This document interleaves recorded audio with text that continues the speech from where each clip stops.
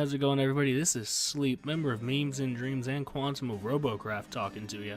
And today, we're continuing on with the tutorial series. Today, we're going to be going over movement parts.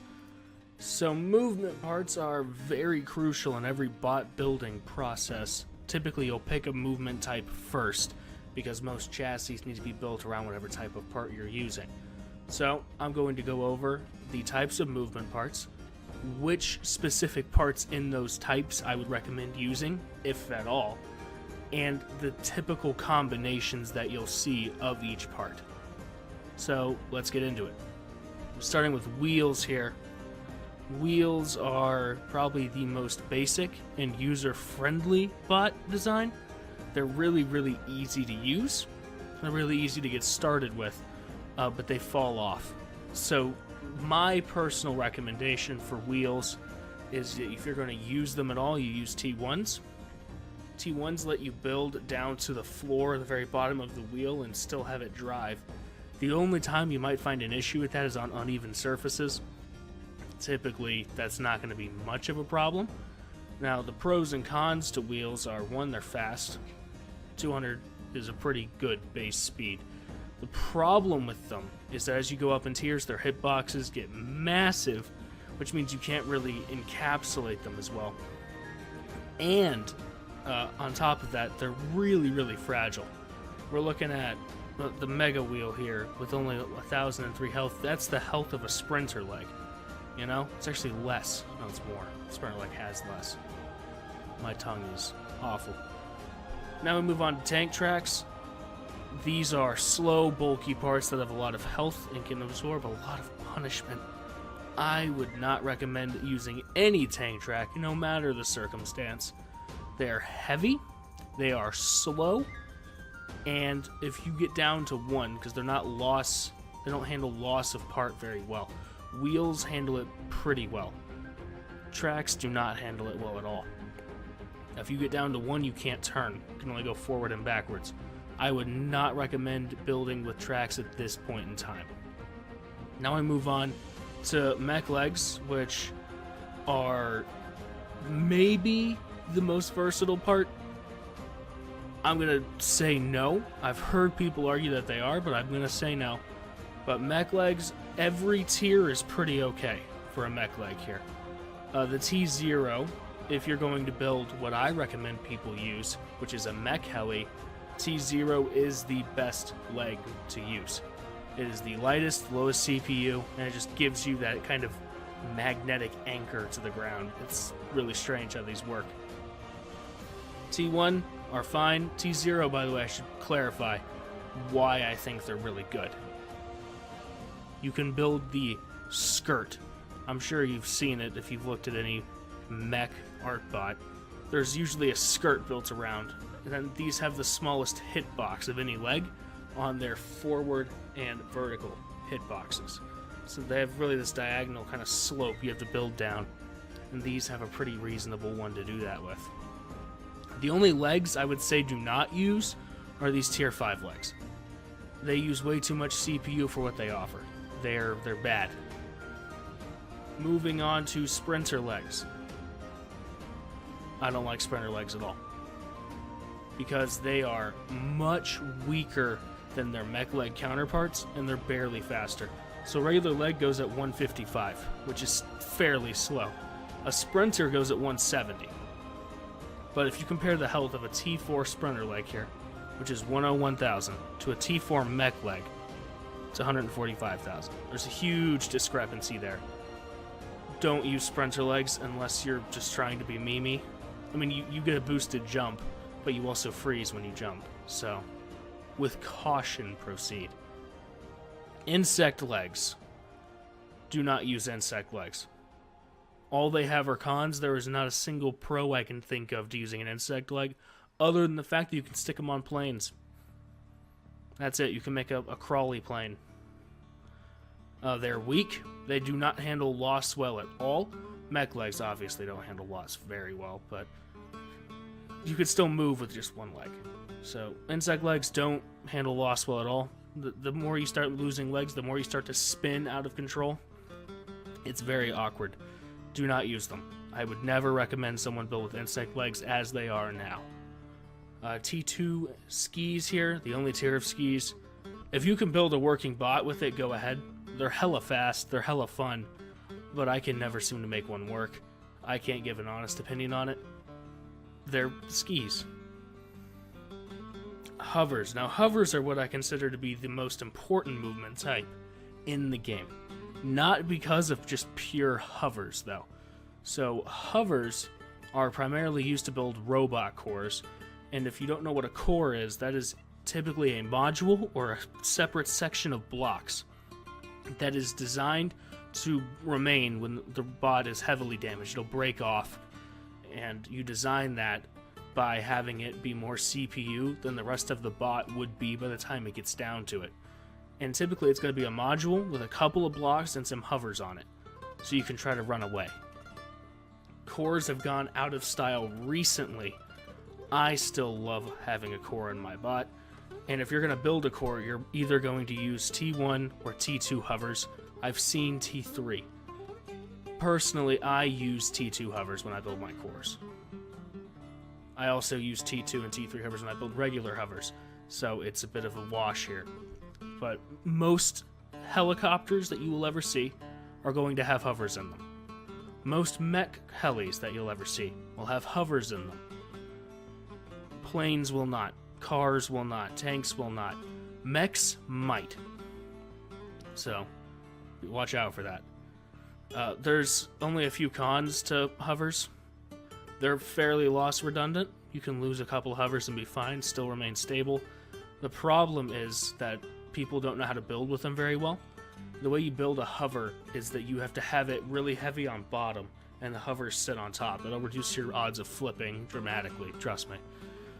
And the way to do that is to just build the bottom out and then kind of cap it off with hovers and a layer over the top. I would say the only one never to use are these T5s. They're just too big. They stick out. You can't cover them.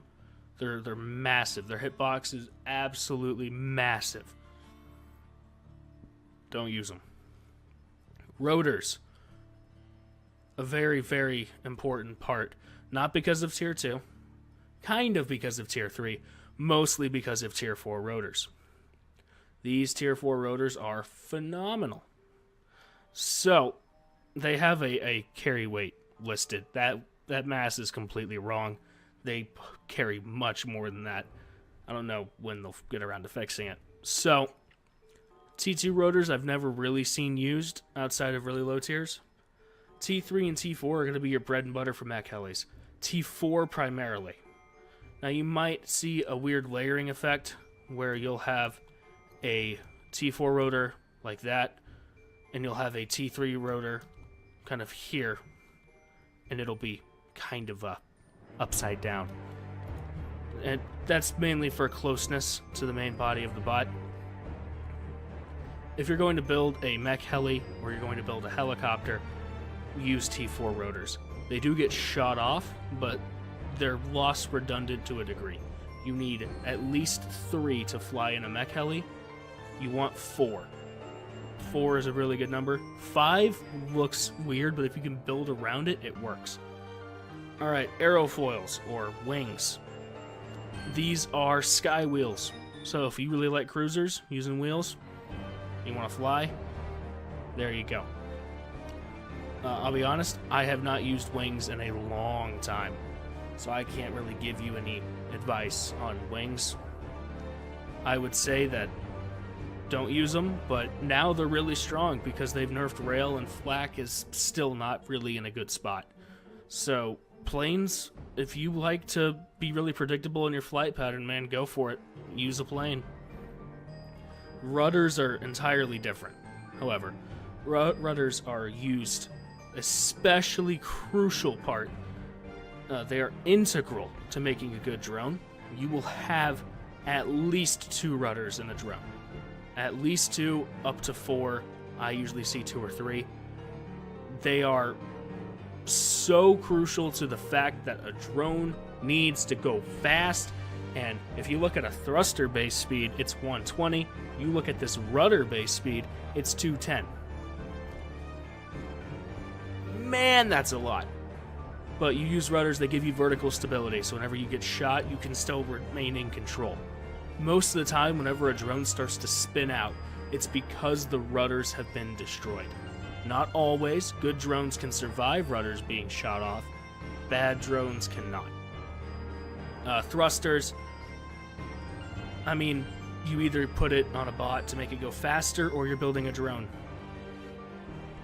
If you're building a drone, you want over 20 pitch thrusters. Those are ones going up and down. You want like 10 to 15 strafe thrusters. And you want 4 to 8 forward and backwards thrusters. These, Tier 1 and Tier 2, primarily used for pitch. T2 and T3, mostly T2 and actually T1, also used for strafe. You will see T3, T4, and T5 used for forward and backward motion. It's a mixed bag. Propellers. These were once the catch-all for speed boosts. I still really like them. I think they're really good parts. But, like, when I make a bot bigger now, I'll have a front prop on it, sure, but I'm not scratching and clawing to put a back prop on it like I used to. Now it's more, I build out the body and I end up with a phallus, but I build out the body and I slap a bunch of thrusters on the side of it and I go fast anyway. And a prop gives you that forward and backward speed. In fact, there's a couple of bots I've seen where you have props on the sides, lining the sides, front and back, and those things can strafe really fast. I'm gonna have to look at building one myself. But props, for the most part, you're gonna be looking at this T3 prop for small areas, T4 prop for the front of a bot. You look at T3 for the sides, sometimes T4 if you're just building a fat one. But those are all the movement types. Now let's go over some basic combos.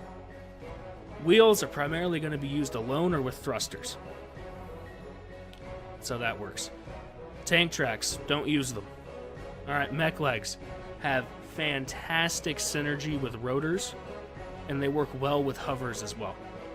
So the problem rotors have, whenever you're in the air, you can't really turn that well with rotors, I've noticed. But mech legs can turn phenomenally in the air.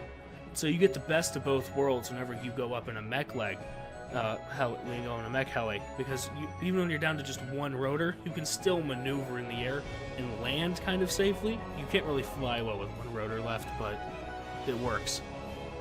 Alright. Insect legs, used with aerofoils. That's the only combo I know of, that or alone. Skis, used heavily with thrusters. It has to be used with thrusters. All the functioning skis I've seen have been like ground drones. Hovers, used with almost everything. They're used with these rotors.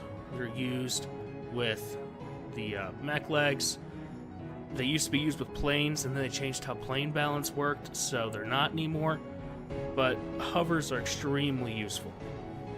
We already went over rotors and wings. Rudders are rudders, you know? They do what they do. Thrusters are used on almost anything that wants to go fast. So you'll put them on mechs, you'll put them on cars, you'll put them on planes, helis. Same thing goes for props. You can put it on a car, you can put it on a mech. Usually put a lot on a mech. Put it on hovers, all of that. So that's all I've got for you today. We went over all the basic movement types. If you have any more questions, be sure to ask me down in the comments below. I'll get back to you as soon as I can. Thanks for watching, and I will catch you guys in the next one. Bye.